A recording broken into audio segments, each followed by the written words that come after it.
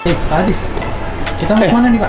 Saya mau ketemu dengan kawan di atas. Saya janjian mau ngobrol-ngobrol seputar dunia perfilman di Batam bersama Mas Moko. Beliau adalah sutradara ya di Batam ini. Yuk, mau ikut.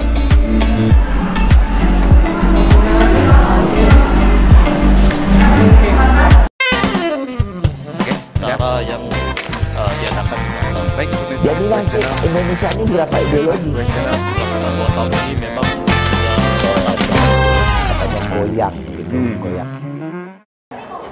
Baik pemirsa Goes Indonesia, ketemu lagi dengan saya Haris Sandra di program Ngobrol Everywhere di channel Goes Indonesia. Dan untuk episode kali ini kita akan bicara ataupun ngobrol-ngobrol seputar industri kreatif perfilman di Kota Batam dan Kepulauan Riau, khususnya dengan salah seorang sinias muda Pulau Batam, itu Bung Yatmoko.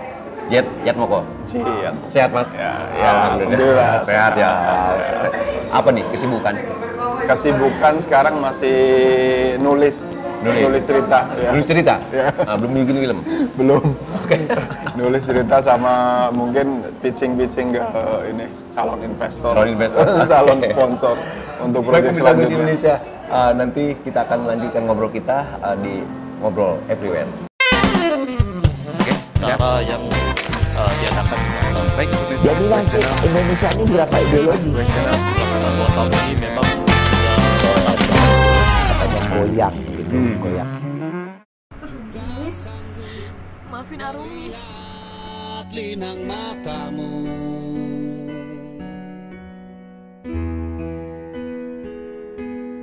jangan menangis lagi. Ku tak mau ada luka di hati ini. Ya pemirsa Goes Indonesia, kita lanjutkan kembali obrolan kita dengan saya panggil apa? Bung, Mas atau Abang? Abang boleh, Mas Abang. boleh. Oh, masanya. Apapun. Mas Yatmoko untuk ngobrol-ngobrol seputar dunia industri kreatif atau industri kreatif perfilman di Kota Batam, khususnya pada umumnya di Indonesia. Mas Yatmoko, sejak kapan aktif atau terjun di dunia industri perfilman? Sebelum kita ngobrol-ngobrol yang lain nih. Oke, kalau masuk ke industri itu dari 2014. Ya. Tapi sebelumnya saya punya background juga di perfilman kalau waktu saya masih kuliah gitu kan. Saya udah suka sekali sama film dari SMA gitu kan. Dari situ saya mulai hobi nonton. Lama-lama dari hobi nonton terpikir untuk gimana sih caranya suatu saat nanti bisa bikin film gitu. Terinspirasi lah ya? Terinspirasi. Karena dari hobi itu? Dari hobi biasanya jadi freak. Jadi apa? Bisa dibilang jadi ketagihan gitu ya. Oh, ya terima kasih. Makasih. Oke, makasih Mas. Oke, makasih. Jadi ketagihan. Ya, dari situ saya mulai belajar. Tapi saya nggak ada jalur formal ya untuk belajar film. Jadi lebih jalur informal. Pendidikannya apa? Ngambil apa waktu itu? Kalau pendidikan saya kuliah di teknik mesin malah. Jangan teknik mesin kamera, nak? Bukan. Tak ada hubungannya dengan dunia ini kreatif perfilman. Bukan. Jadi walaupun kuliah di teknik mesin, saya ikut di mana tuh? Di Universitas Muhammadiyah Jogja. Oh, Jogja. Oke. Ya. Di situ saya masuk UKM, unit kegiatan mahasiswa di perfilman. Karena saya ada waktu itu ya. Ada. Tahun berapa itu? Tahun berapa ya? Aduh, satu tahun ya. Oh, ini old banget dengan. Oh iya. Siap. Terus itu tahun 2000-an lah ya. Tahun 2010-an. Dan di situ saya belajar dengan komunitas di Jogja dan saya juga mulai mengenal gimana sih industri film di sana dan perkembangan komunitas film di sana. Ternyata seru gitu kan. Dan saya mulai mempraktekkan tuh dulu di situ. Ya, apa yang memicu yang tadinya kan oke lah punya hobi nonton film, terus kuliah di bidang engineering, Apa yang memicu Toto pengen bikin Bikin masuk ke film. UKM Oh, apa? iya. Perfilman Oke. apa gitu? Jadi zaman-zaman masih SMA gitu ya.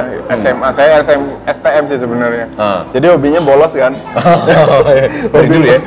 Hobi bandel ya, hobi bolos. Kalau bolos tuh ke Ke bioskop. bioskop. Oke. Tapi ketika ke bioskop sering bolos gitu, filmnya tuh monoton ya.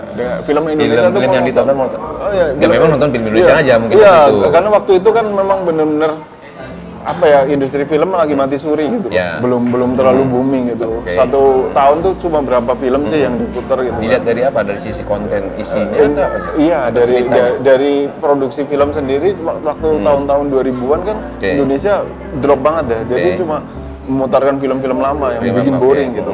Jadi suatu saat Tapi film dari luar banyak juga sebetulnya gitu kan. Iya, di situ saya Gitu. berpikir gimana sih bisa nggak sih saya suatu saat nanti bisa bikin film gitu. Itu awalnya. itu yang awal ini motivasi saya. Di Itu situ- belum masuk UKM tuh. belum. Oke. Jadi di situ saya mulai beli majalah film lah, beli buku-buku perfilman. Oke. Karena saya pingin tahu gitu loh. Saya pingin tahu Gimana ada caranya bikin kegelisahan film? gitu. Iya. Di situ ada kegelisahan. Gimana cara bikin film? Baca majalah film dari situ. Ternyata di majalah film tuh justru Ada juga mengupas- artikel-artikel yang Iya. mengupas itu? Enggak, jarang justru. Oh, justru jarang. Justru referensinya film-film bagus nih gitu. Oh, cuma Iya, dari sinopsis situ film-filmnya ya, aja gitu. Ini filmnya ratingnya sekian. Kayaknya cobalah nonton, cari film dan waktu itu susah nyari Iya. film kan. Betul. Belum ada streamingan kayak Iya, sekarang. belum. Nah, iya. Kalau dulu tuh harus Iya. cari visi dibacakan Iya, tuh. betul. Visi dibacakan yang Dan ada. saya berjuang untuk mencari itu film itu kan. Rental Iya, VCD. betul. Ke situ. Masuk booming lah itu, rentalan VCD segala macam. Rentalan gitu kan. Dan di situ nonton, ternyata iya bener nih filmnya bagus. Dan saya udah semakin apa hari tuh rajin banget nonton filmnya. Iya. Dan itu saya belajar. Saya disuka film dan itu Berarti belajar tuh dari pertama dari nonton sebenarnya. dari nonton sebetulnya. Dari baca majalah nonton gitu. Terus Belajar film. masuklah ke Ya. UKM itu. Iya, masuk ke UKM. Di UKM apa yang dilakukan? Sebenarnya saya gini, saya pingin ke orang tua, saya pingin masuk jurusan film nanti, kuliah. Mana jurusan film mana ada lah, kayak gitu, nggak ada gunanya lah. Gitu. Oh, nggak ada caranya. Ikut abang kamu aja, ikut mas kamu aja, yang dari tadi mesin. Karena abang dari Ya, mesin. di project gitu kan, di projectkan gitu kan, dia kayak di konstruksi. Ya udahlah, tapi hati kecil itu memberontak gitu Masih loh. berontak. Karena udah terlanjur suka gitu. Iya. Ya udahlah, Terus belajar. belajar. Ya saya paralel sih, belajar teknik sama belajar film Oke. gitu di situ. Dari situ apa? Masih inget nggak? Film pertama yang mulai dikreasikan sendiri dari hasil belajar Oke. baca majalah, masuk di UKM itu. Saya coba Masih ingat? nulis masih dan itu benar-benar orang bikin film pertama pasti nggak akan lupa. Iya. Gitu kan.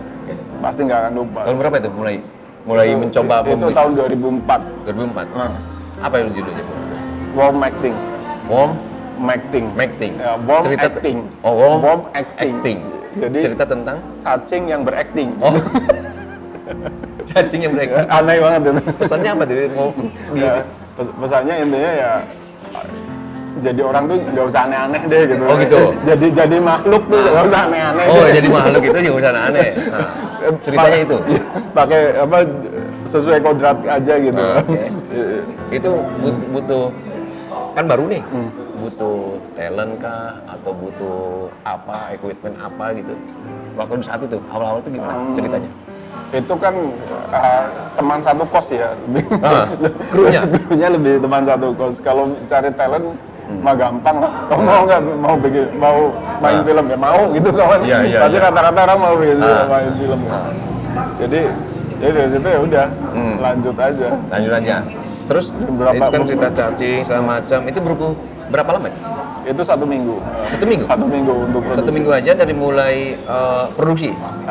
Produksi awal. Dari kalau sekitar enggak, kalau sambil nulis ya mungkin ada sekitar 3 minggu lah. Oh, dengan nulis nulis skrip, skenario-nya. skenario-nya segala macam, itu 3 minggu. Ada 3 minggu Produksi, sampai editing 1 bulan lah. sampai selesai. Berapa lama tuh durasi? 15 menit. 15 menit. Produksinya sendiri untuk shoot, ambil gambar, terus ininya berapa lama? Seminggu sih. Seminggu juga? Jadi 1 bulan itu dari praproduksi, produksi sampai pasca produksi. Oke. Hasilnya terus di gimana itu? Hasilnya setelah jadi kebetulan ada festival, masuk festival di Jogja. Di Jogja. Lupa festivalnya, udah lama banget lupa. Nah, apa respon? Ya, ya Kan baru nih, ya, udah bikin itu. udah deg-degan lah saya. Kalau saya deg-degan ya. Film pertama kali, kalau bikin film, wah ini pasti dihujat nih. Tapi ya udah terserah aja lah, kalau udah dirilis berarti udah milik umum, terserah mau di ini. Tapi ya yang penting beberapa orang terhibur karena di situ ada sisi komedi juga. Ada sisi komedinya juga. Ada komedi juga. 2004 ya? 2004 habis itu. Next berikutnya. Kemudian saya bikin film agak panjang sekitar 60 menitan dan dari situ saya sebenarnya pernah main sinetron juga waktu jadi pemain juga. Jadi pemain sempat jadi dulu sinetron Sultan Agung sama Panji Semirang waktu itu. Oh iya. Tapi saya nggak, sebenarnya di depan layar saya nggak nyaman gitu. Jadi saya lebih baik di belakangnya aja. Karena saya lebih suka dari motivasi saya awal itu pengen bikin film, bukan pengen jadi pemain film. Gitu. Jadi ketika saya ada kesempatan, tapi ya pengen tahu industri film seperti apa sih. Di depan layar seperti apa, di belakang layar seperti apa gitu kan. Jadi setelah 2004, 2007, terus lanjut terus produksi ya? Enggak, saya stop. Karena saya ternyata harus mempertanggungjawabkan keilmuan saya di teknik. Itu akan kita bahas nanti ya. Baik pemirsa Goes Indonesia, kita akan bahas kembali tentang dari seorang kuliah di bidang engineering masuk ke dunia film, terus apa yang dilakukan setelah itu. Nantikan setelah pesan yang berikut ini. Cara yang diadakan baik Indonesia. Jadi nanti Indonesia ini berapa ideologi? Channel 2 tahun ini memang katanya goyang gitu, goyang. Oke, baik pemirsa Goes Indonesia, kita lanjutkan lagi obrolan kita dengan Mas Moko tentang industri sineas atau perfilmannya. Mas, tadi dari 2007 udah selesai tuh memproduksi beberapa film lah ya. Terus Mas stag ya? Kenapa itu? Ya stag. Ya karena saya mempertanggungjawabkan keilmuan saya di teknik. Saya harus... Tapi kuliah lulus. Tapi menjalani film tetap jalan. Tetap jalan. Hobi film tetap jalan. Dari ketika saya bekerja di konstruksi itu, ya apa sih, saya nggak bisa produksi waktu itu. Bisa produksi. Sempat kerja di konstruksi? Iya. Di mana? Di Singapura. Oh, di Singapura. Di Singapura dari 2008 selama 6 tahun di sana. Jadi di situ saya cuma bisa nulis aja. Nulis artikel, tetap bekerja review, di konstruksi, tapi kecintaan terhadap film nggak bisa lepas gitu. Saya nulis, saya ini nulis artikel, nulis review gitu kan tentang film gitu. Dan saya kirim ke majalah Cinemax, koran gitu kan. Dari situ ketika 2014 2012 lah, dulu ada film Batam pertama kalau nggak salah, 2011 atau 2000. Dan itu saya mulai, kayaknya Batam ini deket memang ke Singapura gitu kan. Sebenarnya udah ke Batam? Udah pernah ke Batam, tapi cuma transit aja gitu. Habis itu saya coba, lah, kayaknya seru nih perfilman Batam. Tapi ternyata di situ cuma ada film yang kalau nggak salah dulu Laskar Anak Pulau ya itu. Anak Pulau. Itu saya coba cari tahu tuh siapa sih yang ini yang bikin gitu kan. Betul. Kayaknya seru nih, dekat dengan Singapura gitu kan. Itu masih di Singapura? Iya, itu masih di Singapura. Masih kerja ya? Iya, ketika ada gala premier di mana? Gedung mana? Sumatera Expo. Iya, Sumax ya. Sumatera Expo. Saya bela-belain nonton. Saya cuti datang ke Batam untuk nonton itu. Gala premiernya. Iya. Saya bela-belain. Saya mau cuti lah. Apa yang paling menarik pada saat itu sehingga harus? Enggak, karena saya pengen tahu. Saya kalau orang pengen tahu apapun akan saya kejar itu untuk keingintahuan saya dapatkan jawaban dari keingintahuan saya gitu. Terus dan saya kejar ke sini lihat nonton Laskar Anak Pulau gitu kan. Itu oh ternyata perkembangannya kayak gini nih di Batam. Iya. Dan itu saya coba calling lah ini sama pembuatnya. Mencoba mencari tahu siapa. Iya, siapa sih yang di gitu. Siapa belakang, tahu gitu. saya bisa ngobrol atau apa. Iya, gitu. iya. Dari situ mungkin dari situ saya mulai inilah, mulai mencari. Oke. Dan kayak 2014 saya udah mulai kenal kan dengan kawan-kawan di sini. Oke. Udah mulai. Dan itu tapi berarti udah pindah ke Batam dong? Iya, saya udah pindah stay di sini. Iya, udah mulai Oke. stay lah. Dan itu mulai lagi. Ya, itu mulai lagi. 2014 saya beranikan untuk produksi film pertama saya. Langsung produksi? Ya kan ada proses tuh setelah 2 tahun udah kenal kawan-kawan kawan yang itu kenal. saya beranikan diri untuk produksi film pendek pertama saya di Iya. Batam 2014 judulnya Cemetery. Cemetery. Kuburan. Oh, Cemetery ya. Jadi saya bikin ya agak dark ya itu filmnya ada agak lumayan gelap, agak berat gitu. Iya. Itu syuting di kuburan Vietnam. Oke. Berapa orang tuh yang terlibat? Waktu awal-awal? Itu lumayan lupa ya, lumayan banyak sih ada sponsor tuh? Enggak, itu dana sendiri saya. Dana sendiri? Saya nulis, produsernya sendiri, sutradaranya sendiri. Termasuk yang membiayai sendiri? Iya. Iya. Yang terlibat banyak? Lumayan banyak. Lumayan banyak. Dan itu tim yang sudah dibentuk itu ya? Dari kawan-kawan sih enggak, ya pokoknya kawan-kawan nongkrong aja, ya bikin gitu kan. Terus Hasilnya ya di gimana kan tuh? di screeningin aja udah. Saya pun nggak berani melempar ke festival karena mungkin dari kualitas memang belum. Berarti itulah momentum mulai membuat film yang sifatnya dari segi durasi pun panjang, film-film memang panjang gitu ya? Itu masih pendek. Masih pendek? Iya, masih pendek. Film panjang saya baru 2 karena saya harus istilahnya nggak mungkin kan film panjang nafasnya panjang gitu. Iya. Saya harus latihan dulu bikin film pendek ya, untuk berapa film tuh? Yang film kategori anggaplah film pendek setelahnya yang tadi itu, yang kalau sampai sekarang nggak tahu ya, mungkin ada puluhan, belasan kali ya. Belasan ya? Ya ada belasan itu.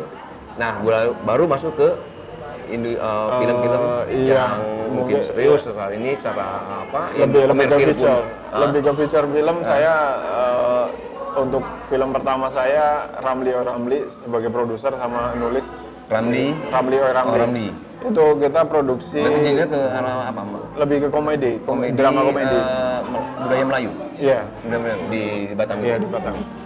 Itu 2019 rilisnya 30 Oktober 2019. Sebelum Covid berarti ya? Sebelum Covid. Itu lumayan booming ya. Waktu lumayan booming di Batam, di Kepri lah. Di Kepri lumayan booming dan sempat masuk festival juga di Itali. Dimasukin? Iya, udah sempat di Itali.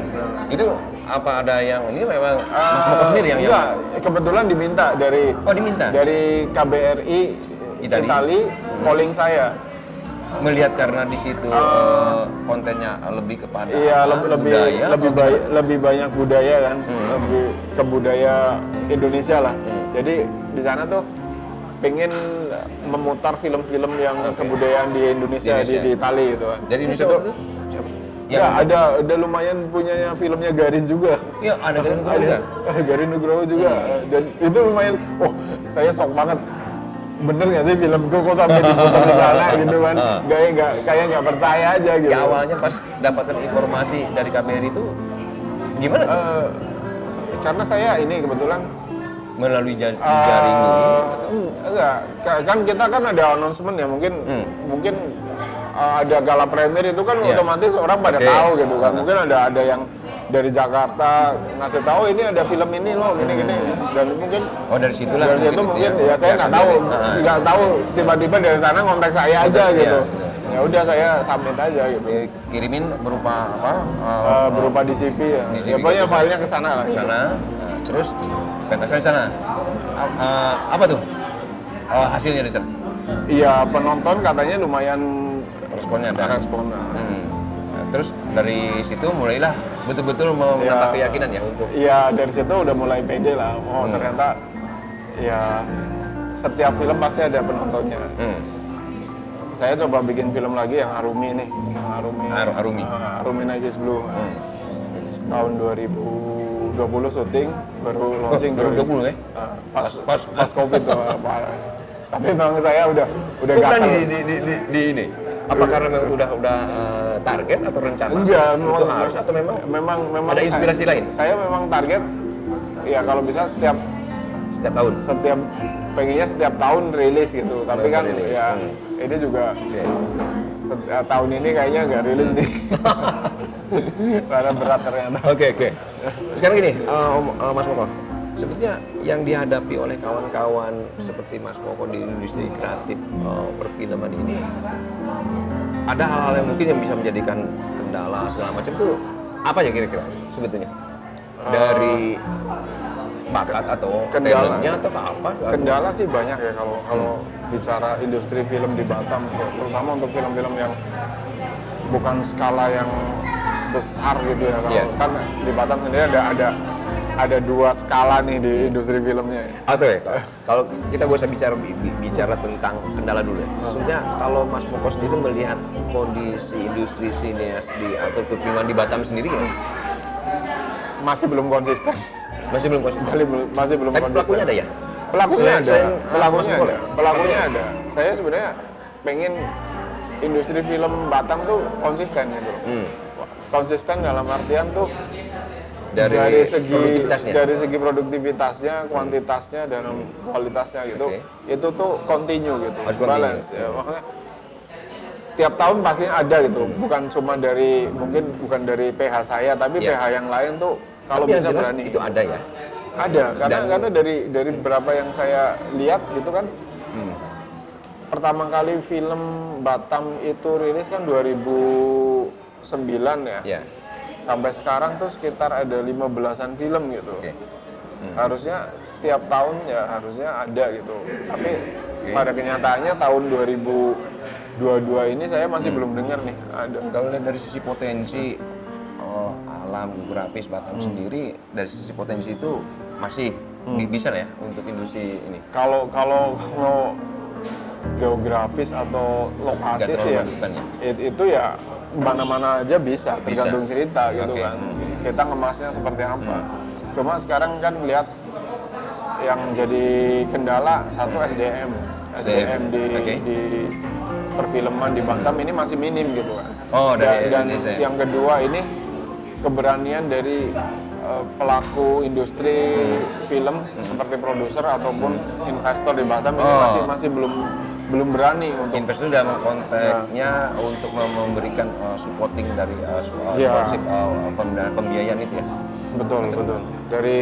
Jadi di Batam kan lebih terkenal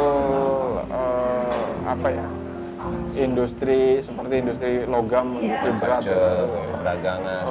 Untuk industri kreatif kayak film ini masih belum begitu menonjol, apalagi film gitu kan. Itu mungkin keresahan yang jadi kayak investor sendiri belum berani menggelontorkan dananya ke industri film itu karena masih belum yakin gitu loh. Film Batam mana sih yang udah booming dan menghasilkan duit banyak gitu loh. Karena selama ini juga masih belum bisa dibilang film saya sukses booming meraih jutaan penonton, belum ada gitu. Berarti secara tidak langsung menjawab pertanyaan tadi tuh, kira-kira sebenarnya hambatan apa yang dialami oleh kawan-kawan sinias itu atau pelaku industri film itu ya supporting dari mungkin pelaku usaha ataupun investor untuk mensupport itu. Atau mungkin kawan-kawan investor ini belum yakin dengan produk ataupun hasil karya yang akan sebenarnya belum yakin. Bukan belum yakin dengan produknya sih. Belum yakin dengan hasilnya gitu kan. Karena film di Batam ini ya masih skala lokal gitu. Film saya sendiri juga saya merasa masih skala lokal, masih belum lah bisa berbicara di nasional atau di festival luar negeri. Tapi itu masih festival, belum sisi komersil yang belum booming di nasional dan belum menghasilkan keuntungan yang berkali-kali lipat. Dan jujur film saya untuk break even kan itu butuh waktu juga gitu. Makanya nggak sekali. Pengalaman, kalau dengan pengalaman berapa lama itu? Contoh ada film yang ada. Oke, untuk Ramli itu ya sekitar 8-9 bulan baru break even. Untuk si Arumi ini ya masih belum break even so far gitu. Tapi udah mendekati break even. Agak susah juga. Udah lebih dari setahun gitu. Oke. Itu apapun itu, tapi yang jelas kawan-kawan sinias ini tetap Mas Gowon ya, berjalan ya. Iya, harus jalan. Harus berkreasi. Kalau saya pengennya ya konsisten gitu. Jadi tetap ada karya gitu ya, walau apapun itu hasilnya. Karena saya kadang nggak berpikir ya udah yang penting bikin aja. Berpikirnya saya punya kegelisahan untuk mengangkat industri perfilman di Batam gitu. Oke, ya teruskan dulu. Nah, masih ada waktu kita. Kita teruskan sampai selanjutnya. Baik, pemirsa Goes Indonesia, kita akan teruskan. Semakin menarik obrolan kita dengan Mas Moko terkait dunia industri film, terutama di Batam. Saksikan setelah yang berikut. Oke, cara yang diadakan dengan baik Indonesia. Jadi nanti Indonesia ini berapa ideologi? Channel bahwa tahun ini memang Katanya goyang gitu, goyang.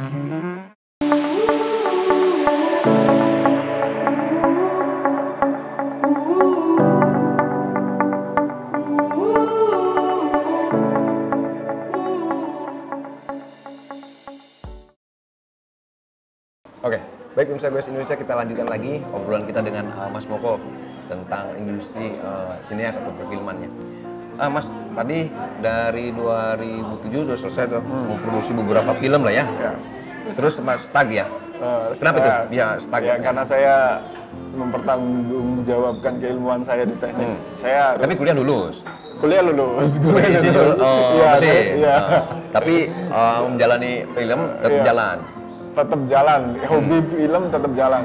Dari ketika saya bekerja di konstruksi itu, ya apa sih, saya nggak bisa produksi waktu itu. Nggak bisa Sempat kerja di konstruksi. Iya. Di mana? Di Singapura. Oh, di Singapura. Di Singapura dari ya 2008 selama 6 tahun di sana. Di sana. Ya, jadi di situ saya cuma bisa nulis aja. Oh. Nulis artikel, Tetap bekerja review, di konstruksi, tapi kecintaan kecintaan terhadap film nggak bisa lepas gitu. Bisa lepas. Saya nulis, saya ini nulis artikel. Nulis review gitu kan tentang film gitu. Dan Terus saya kirim ke majalah Cinemax, koran gitu kan. Dari situ ketika 2014 2012 lah, dulu ada film Batam pertama kalau nggak salah, 2011 atau 2000. Dan itu saya mulai, kayaknya Batam ini deket memang ke Singapura gitu kan. Sebenarnya udah ke Batam? Udah pernah ke Batam, tapi cuma transit aja gitu. Habis itu saya coba, oke lah, kayaknya seru nih perfilman Batam. Dan tapi ternyata di situ cuma ada film yang kalau nggak salah dulu Laskar Anak Pulau ya itu. Anak Pulau. Itu saya coba cari tahu tuh siapa sih yang ini yang bikin gitu kan. Betul. Kayaknya seru nih, dekat dengan Singapura gitu kan. Itu masih di Singapura? Iya, itu masih di Singapura. Masih kerja ya? Iya, ketika ada gala premier di mana? Gedung mana? Sumatera Expo. Iya, Sumax ya. Sumatera Expo. Saya bela-belain nonton. Saya cuti datang ke Batam untuk nonton itu. Gala premiernya. Iya. Saya bela-belain. Saya mau cuti lah. Apa yang paling menarik pada saat itu sehingga harus? Enggak, karena saya pengen tahu. Saya kalau orang pengen tahu apapun akan saya kejar itu untuk keingintahuan saya dapatkan jawaban dari keingintahuan saya gitu. Terus dan saya kejar ke sini lihat nonton Laskar Anak Pulau gitu kan. Itu ternyata perkembangannya kayak gini di Batam. Dan itu saya coba calling lah ini sama pembuatnya. Mencoba mencari tahu siapa. Siapa sih gitu. Siapa tahu saya bisa ngobrol atau apa. Iya. Dari situ mungkin dari situ saya mulai mulai mencari. Dan 2014 saya udah mulai kenal kan dengan kawan-kawan di sini. Udah mulai. Dan itu tapi berarti udah pindah ke Batam dong? Iya, saya udah pindah di sini. Iya, udah mulai stay lah. Dan itu mulai lagi. Itu mulai lagi. 2014 saya beranikan untuk produksi film pertama saya. Langsung produksi? ya kan ada proses tuh setelah Iya. setelah 2 tahun udah kenal kawan-kawan kawan yang gitu, udah- saya beranikan diri untuk produksi film pendek pertama saya di Iya. Batam 2014, judulnya Cemetery. Cemetery. Kuburan. Oh. Cemetery ya. Jadi saya bikin ya agak dark ya, itu filmnya ada agak lumayan gelap, agak berat gitu. Iya. Itu syuting di kuburan Vietnam. Oke. Berapa orang tuh yang terlibat? Waktu awal-awal? Itu lumayan lupa ya, lumayan banyak sih, ada Ada sponsor tuh? Enggak, itu dana sendiri saya. Dana sendiri? Saya nulis, produserin sendiri, sutradarain sendiri. Termasuk yang membiayai sendiri? Iya. Iya. Yang terlibat banyak? Lumayan banyak. Lumayan banyak. Dan itu tim yang sudah dibentuk itu ya? Dari kawan-kawan sih enggak, ya pokoknya kawan-kawan nongkrong aja, ya bikin-bikin gitu kan. Terus Hasilnya ya dikemanakan tuh? di screeningin aja udah. Saya pun nggak berani ngelempar ke festival karena mungkin dari kualitas memang belum. Berarti itulah momentum mulai membuat film yang sifatnya dari segi durasi pun panjang, film-film memang panjang gitu ya? Itu masih pendek. Masih pendek? Iya, masih pendek. Film panjang saya baru 2 karena saya harus istilahnya nggak mungkin kan film panjang nafasnya panjang gitu. Iya. Saya harus latihan dulu bikin film pendek ya, untuk Berapa film tuh? Yang film kategori anggaplah film pendek setelahnya yang tadi itu, yang kalau sampai sekarang nggak tahu ya, mungkin ada puluhan, belasan kali ya. Belasan ya? Ya, ada belasan itu. Nah, baru masuk ke film-film yang mungkin serius setelah ini secara apa? Lebih ke komersil feature. pun. Lebih ke feature film. Saya untuk film pertama saya Ramli Oramli sebagai produser sama nulis. Ramli Oramli. Itu kita produksi. Berarti dia ke arah apa, Mbak? Lebih ke komedi, drama komedi. Budaya Melayu. Iya. Budaya Melayu di Batam. Iya, di Batam. Itu 2019 rilisnya 30 Oktober 2019. Sebelum Covid berarti ya? Sebelum Covid, itu lumayan booming ya. Waktu lumayan booming di Batam, di Kepri lah. Di Kepri lumayan booming dan sempat masuk festival juga di Itali. Dimasukin? Iya, udah sempat di putar Itali. sana. Itu apa ada yang ini memang Mas Moko sendiri yang Enggak, kebetulan diminta dari KBRI Itali calling saya. Melihat karena di situ kontennya lebih kepada lebih banyak budaya kan, lebih ke budaya Indonesia lah. Jadi di sana tuh pengen memutar film-film yang kebudayaan di Indonesia, di Itali gitu kan. Jadi Indonesia itu siapa? Ya ada lumayan punyanya filmnya Garin juga. Iya, ada Garin Nugroho juga. Garin Nugroho juga. Dan itu lumayan, saya shock banget. Bener nggak sih filmku kok sampai diputar di sana gitu kan? Kayak nggak percaya aja gitu. Ya awalnya pas dapatkan informasi dari KBRI itu gimana? Karena saya ini kebetulan melalui jaring enggak, kan kita kan ada announcement ya, mungkin ada gala premier itu kan otomatis orang pada tahu gitu kan. Mungkin ada yang dari Jakarta ngasih tahu ini ada film ini loh gini dan mungkin dari situlah dari situ mungkin ya saya nggak tahu tiba-tiba dari sana kontak saya aja gitu. Ya udah saya submit aja gitu. Kirimin berupa apa? Berupa DCP ya. Ya pokoknya filenya ke sana lah. Ke sana. Terus katakan di sana. Apa tuh? Hasilnya di sana? Iya, penonton katanya lumayan responnya ada. Terus dari situ mulailah betul-betul menambah keyakinan ya untuk. Iya, dari situ udah mulai pede lah. Ternyata ya setiap film pasti ada penontonnya. Saya coba bikin film lagi yang Arumi nih, Arumi Najis Blue.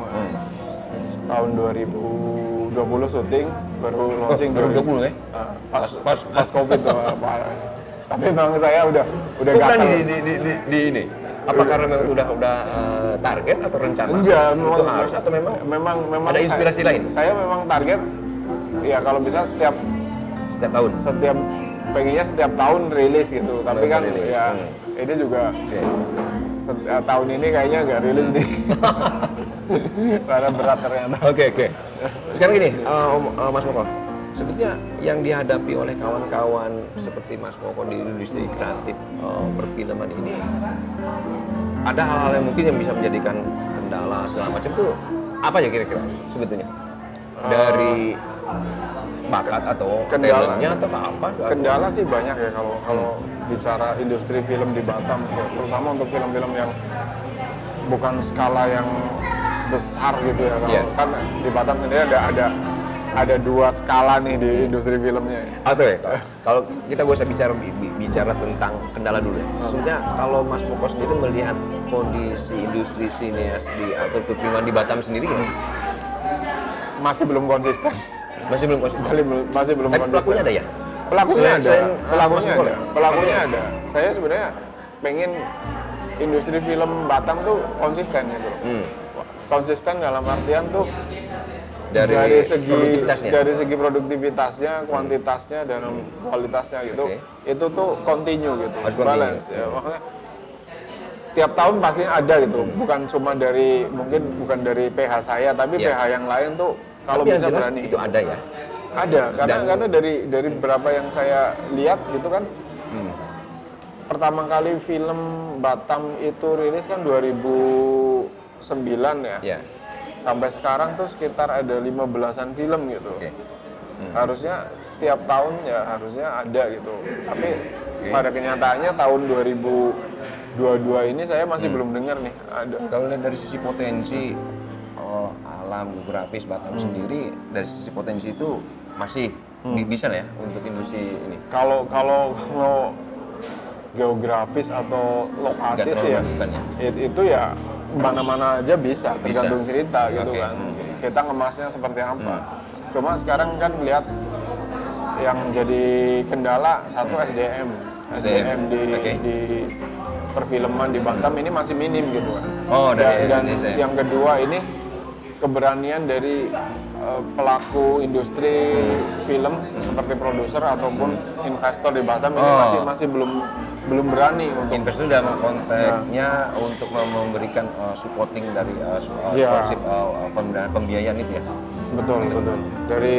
Jadi di Batam kan lebih terkenal industri seperti industri logam, industri berat, perdagangan. Untuk industri kreatif kayak film ini masih belum begitu menonjol, apalagi film gitu kan.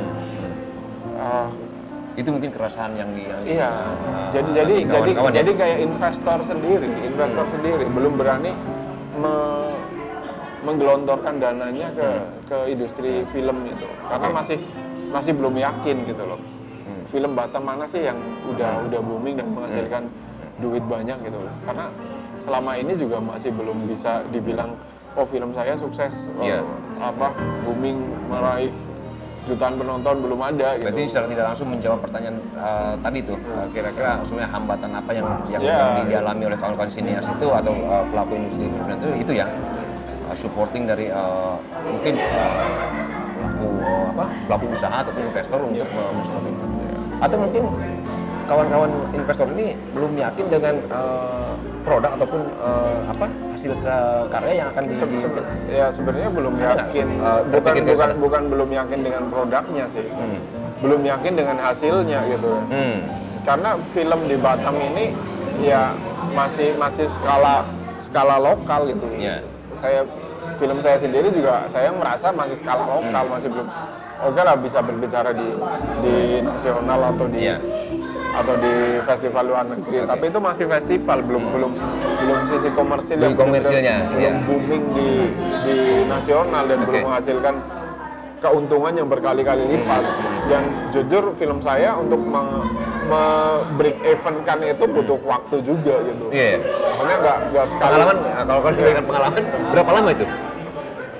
Contoh ada film yang ada. Untuk Ramli itu ya sekitar 8-9 bulan baru break even. Untuk si Arumi ini ya masih belum break even so far gitu. Tapi udah mendekati break even. Agak susah juga. Udah lebih dari setahun gitu. Itu apapun itu, tapi yang jelas kalau sinias ini tetap sopas gawon ya, berjalan ya. Iya, harus jalan. Kalau saya pengennya ya konsisten gitu. Jadi tetap ada karya gitu ya, walau apapun itu hasilnya. Karena saya kadang nggak berpikir ya udah yang penting bikin aja. Berpikirnya saya punya kegelisahan untuk mengangkat industri perfilman di Batam gitu. Oke, ya teruskan dulu. Nah, masih ada waktu kita. Kita teruskan sampai selanjutnya. Baik, pemirsa Goes Indonesia, kita akan teruskan. Semakin menarik obrolan kita dengan Mas Moko terkait dunia industri film, terutama di Batam. Saksikan setelah yang berikut. Oke, cara yang diadakan baik Dia bilang sih Indonesia ini berapa ideologi? Goes Channel selama 2 tahun ini memang Katanya goyang gitu, goyang. Gitu kan. Sikit pun seujung kuku tak ada macam Piramli. Pemalasnya itu aku tak tahan. Apa salahnya, Mas? Baik, pemirsa Goes Indonesia, kita lanjut kembali nih obrolan kita dengan Mas Moko tentang industri kreatif perfilman di Batam atau Kepulauan Riau dan secara umum di Indonesia. Mas, jadi itulah kegelisahan yang dihadapi oleh kawan-kawan si sineas ya, terutama di Batam. Ya, kalau pakai istilah, Mas, ada istilah ayam dulu kah atau telur dulu nih? Nah, kalau saya bisa mengilustrasikan begini, kawan-kawan sineas dulu kah yang harus meyakinkan para investor untuk memberikan investasinya di situ, ataukah investor dulu yang ini dah aku punya modal, kalian bikin film ini, atau itu sih gimana tuh harusnya? Itu dua-duanya bisa aja duluan gitu ya. Bisa dari sineas dulu atau bisa dari investor dulu. Cuma alangkah baiknya tuh ya dari sineas dulu. Dari sineas dulu. Karena biasanya sineas nih yang punya ide nih. Ya. Punya ide untuk membuat sesuatu, untuk membuat film gitu. Dari ide itu mungkin dia membutuhkan dana Supporting untuk dana. supporting dana dari pihak luar gitu kan. Dari situ baru dia pitching lah, mengadakan pitching atau ya mempresentasikan idenya dia kepada investor. Calon investornya. Okay. Sampai investor itu yakin dan mau mengeluarkan duitnya untuk membiayai produksi film termasuk di situ tersebut. di dalamnya juga break even point yang bisa dicapai oleh hasil karyanya itu gitu. Cuma kan namanya investasi itu pasti ada untung dan rugi gitu. Sementara investor juga pengennya untung. Ini harus dimatchingkan juga. Ya, ini harus dimatchingkan. Ini yang agak berat gitu kan. Sekarang masih belum ada titik temu gitu kan. Terus ada juga yang satu lagi ya. Kalau biasanya dari investor nih saya ada duit bikinin film, itu biasanya film titipan tuh. Biasanya gitu kan.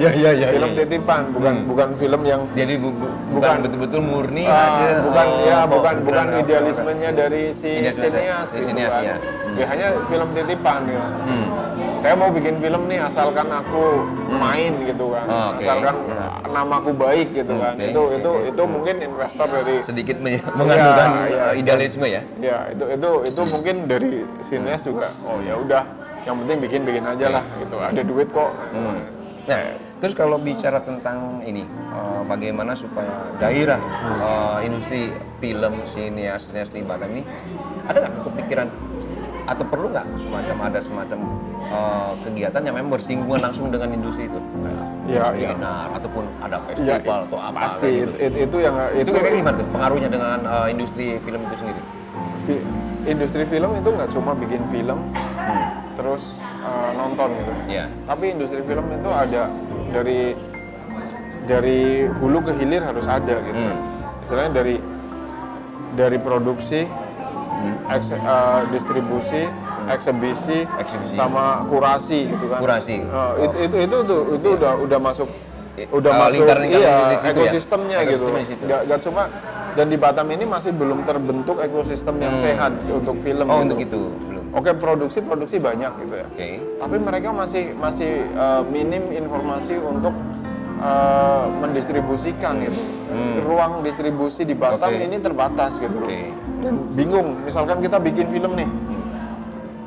Aku mau muter di mana nih? Mau muter di mana? Setelah jadinya ini mau dikemanakan? Kita mau muter di bioskop harus tembus ke Jakarta dulu, perizinan ke Jakarta untuk ke pusatnya yang punya bioskop. Tapi dari ada nggak sih yang di lokal yang bisa memfasilitasi film kita gitu loh? Mungkin mungkin stakeholder di Batam. Batam itu ada lah kalau berarti pemerintah pun bisa ikut campur tangan di situ. Ya nggak, ya harusnya ya gitu kan. Membantu ya bisa dari pemerintah atau swasta, yang penting itu ada ruang publik yang bisa untuk membantu untuk mempublikasikan karya gitu. Itu kadang yang ini jadi kendala juga. Terus satu lagi kurasi. Harusnya ada yang mengkritik gitu loh.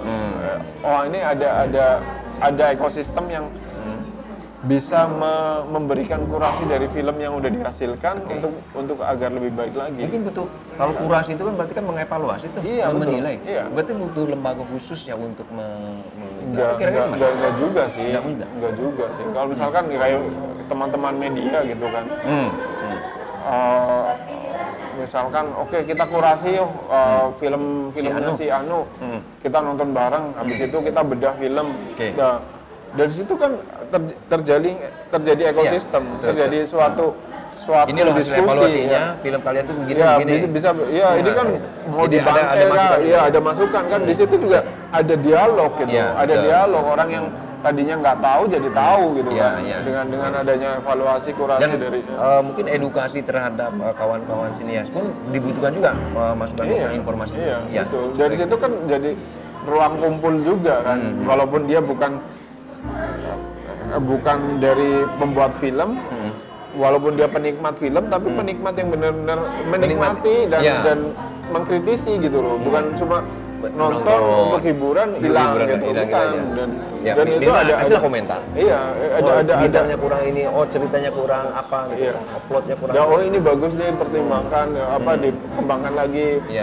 Itu masih belum ada, masih belum semarak lah istilahnya kalau. Berarti secara umum hubungan publik Batam ini dengan industri film ini masih belum sih. Belum ya? Masih ekosistemnya masih belum jalan. Karena aku compare dengan istilahnya kayak Jogja itu ya. Setiap minggu tuh di daerah mungkin kayak di Batam misalkan. Minggu ini di Batu Aja ada pemutaran, minggu depan di Nongsa ada pemutaran. Kalau udah terjadi kayak gitu, ini ada kelompok, ada komunitas. Ada pemutaran nih, undang komunitas lain. Otomatis panas dong komunitas yang ini. Betul. Tapi bukan panas dalam artian negatif juga kayak gitu. Komunitas ini mau dong di film itu kan artinya. Dan itu tumbuh dan banyak ekosistemnya. Jadi ketika ada filmnya, ketika ada film rilis, mereka kan support dan nonton gitu. Dan itu terjadi. Apalagi di era milenial sekarang ini. Kemudian informasi tentang itu kan bisa memberikan supporting juga gitu ya. Di Batam ini masih belum kayak gitu. Belum kayak gitu ya? Belum kayak gitu. Jadi mungkin harapan kawan-kawan dari industri sinias industri. Saya ingin bikin ya semacam festival di sini sebenarnya bisa mempersatukan mereka. Tapi sejauh ini yang bisa mempersatukan kawan-kawan sinias di Batam apa? Ada. Saya tuh bikin semacam festival film namanya Batam Cinema Raya. Oh, Batam Cinema Raya. Saya coba. Secara kelembagaan organisasi? Enggak ada organisasi. Yang penting saya bikin. Lebih pada semangat. Buat kalau mau nonton ngumpul gitu kan. Itu udah terjadi sebenarnya. Cuma mereka masih belum aktif. Saya terus yang gerakin gitu loh. Kayak bukan apa-apa, tapi saya kira leading sektornya mungkin ya. Cuma sebenarnya pengen ada suksesor, ada yang atau pemegang estafet yang mau gerakin juga gitu. Oke. Nih di Batam ini kan ada juga secara ini ada kawasan.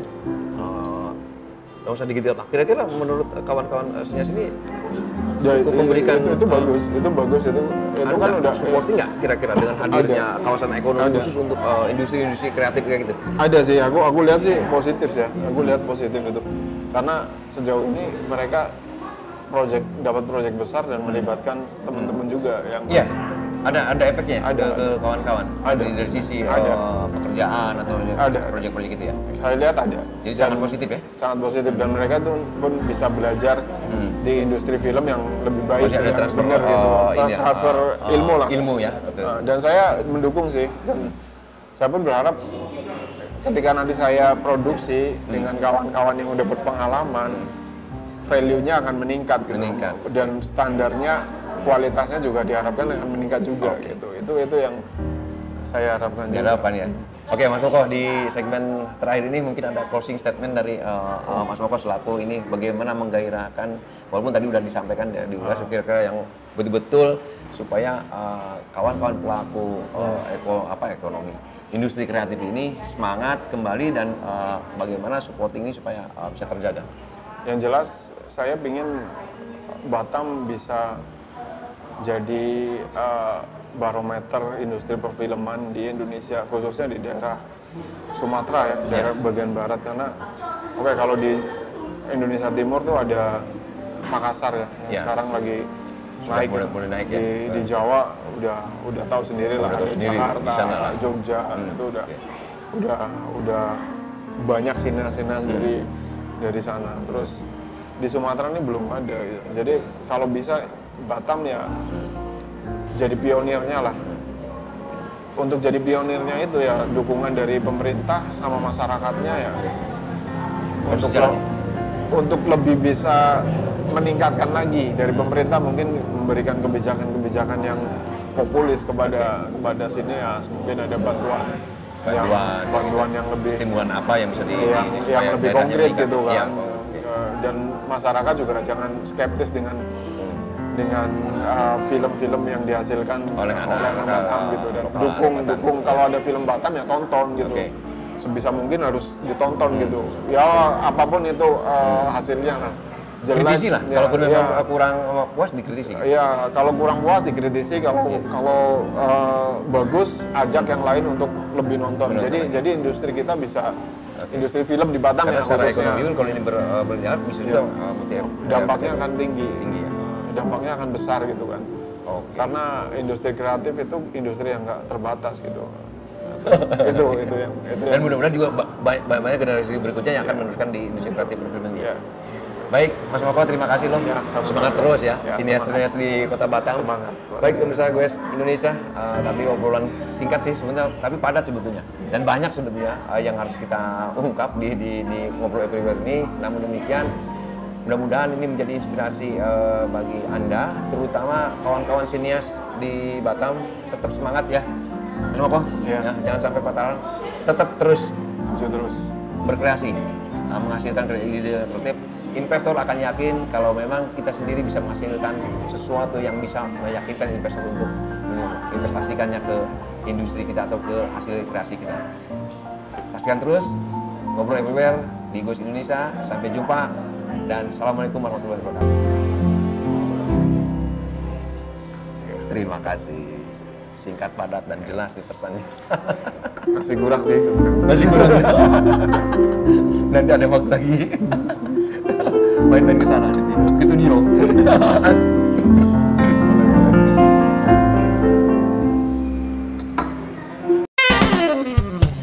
Cara yang diadakan baik Dia bilang sih Indonesia ini berapa ideologi? channel bahwa tahun ini memang Katanya goyang gitu, goyang.